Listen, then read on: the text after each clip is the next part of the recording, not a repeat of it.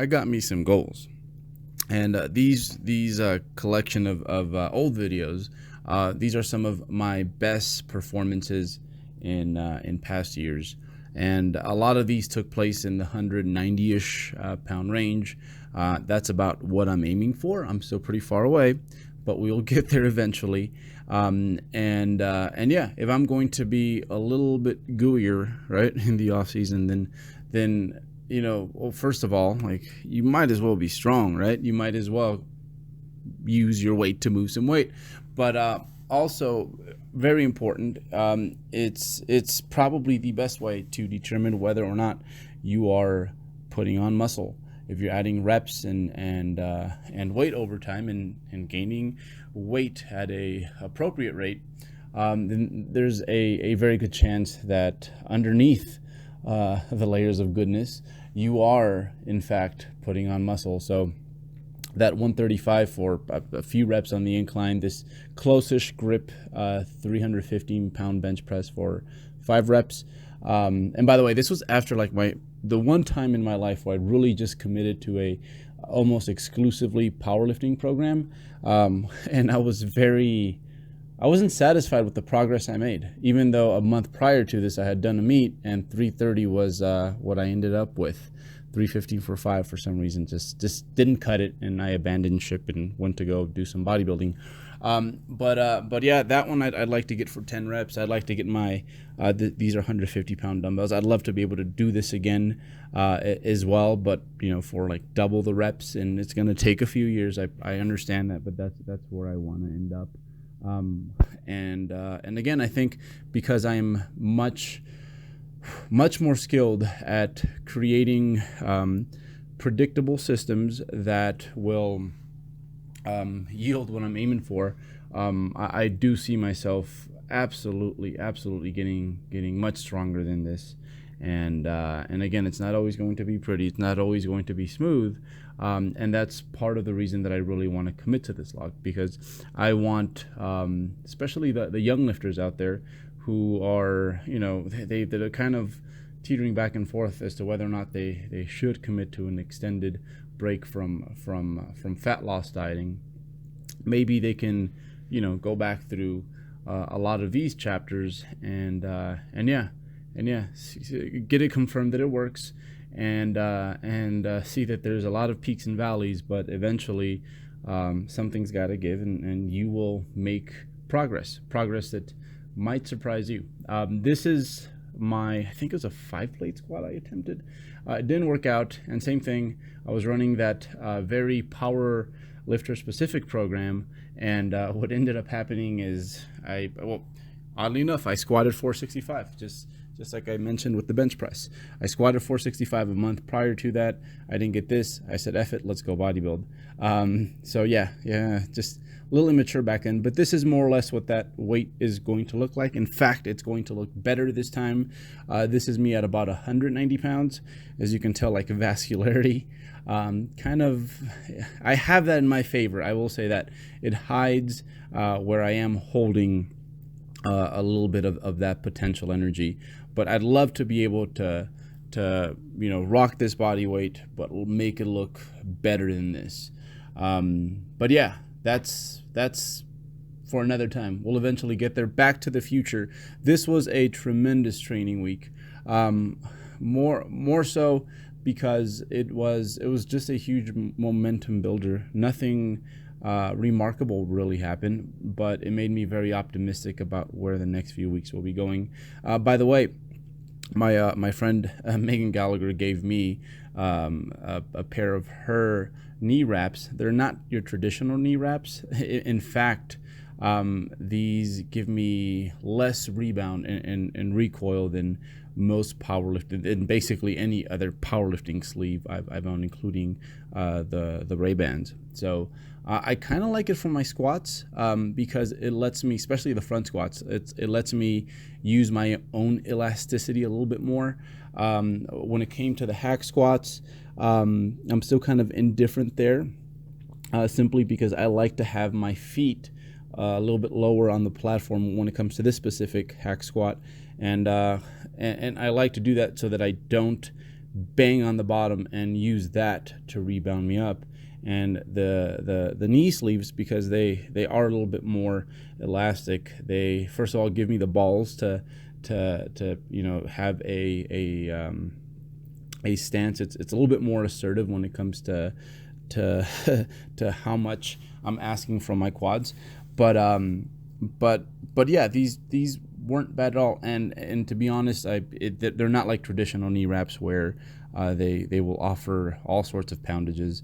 And I could actually just had them on throughout the whole session once I found a wrap that worked well for me. So yeah, if they're good for lifters, I think, that are really good at generating their own stretch reflex at the bottom, primarily quad dominant, and squat is quad dominant, but those of you with powerhouse quads definitely will do you good.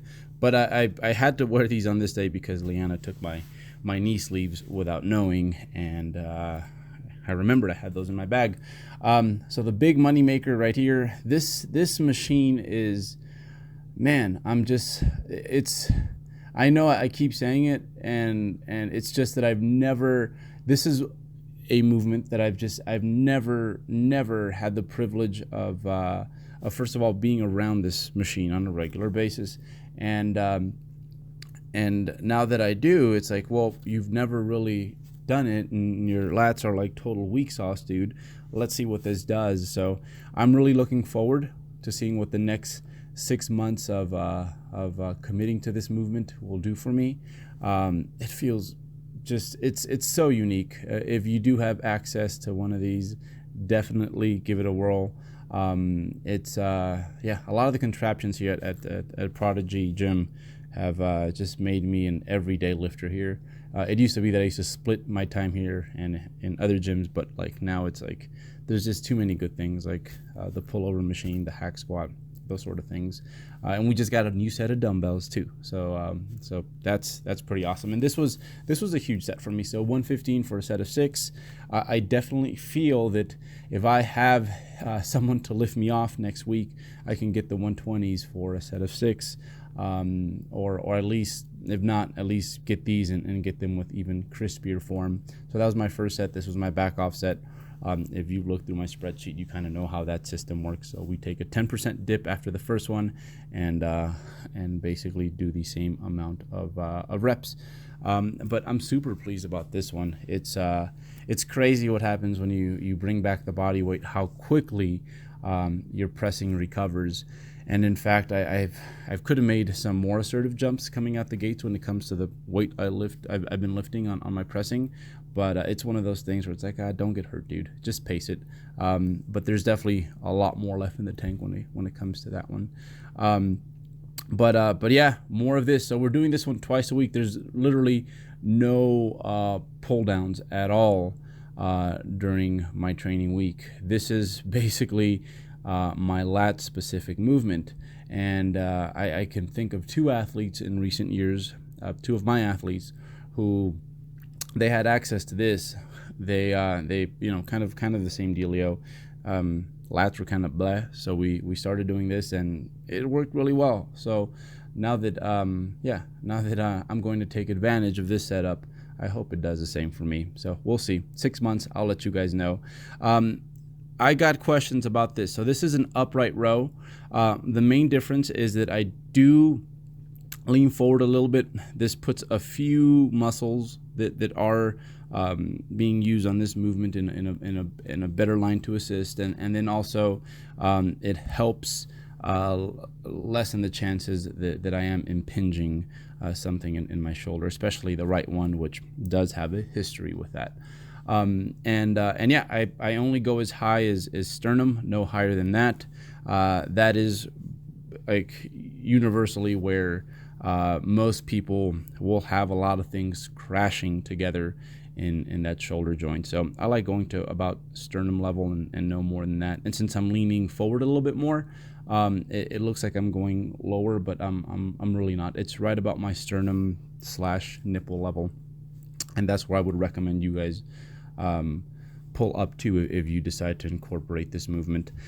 Let's see what else happened this week. In regards to body weight and body comp, it still looks all right. It really does. And I think a big part of why, especially a lot of people post shreds, they tend to shy away from gaining weight initially, is because you store your fat in some really like super funny ways. Most of it in the midsection.